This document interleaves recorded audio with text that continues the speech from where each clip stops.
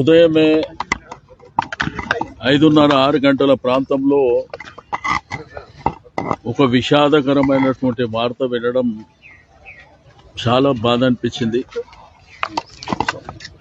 దివంగత నేత మరి సాయన్న గారు 40 సంవత్సరాల రాజకీయ చరిత్రలో అనేక సార్లు కంటోన్మెంట్ ప్రాంతానికి ప్రాతినిధ్యం వహించడం, ఆయన లాస్ట్ టైం ఆరోగ్యరీత్యా పోయిన సంవత్సరం మరణించినటువంటిది. ఇప్పటికి సంవత్సరం 3 రోజులే అవుతుంది. మొన్ననే వారి యొక్క వర్ధంతి కూడా చేపట్టడం జరిగింది.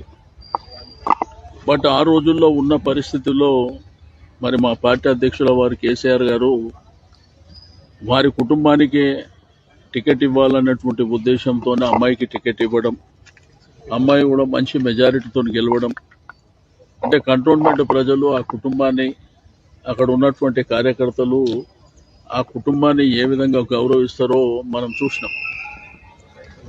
బట్ ఉదయం ఇటువంటి సంఘటన జరగడం, చిన్న వయసు అమ్మాయి, ఎంతో భవిష్యత్తు ఉంది. భవిష్యత్తులో మరి ప్రజలకు కానివ్వండి విశేషమైనటువంటి సేవలు అందించేటువంటి అవకాశం.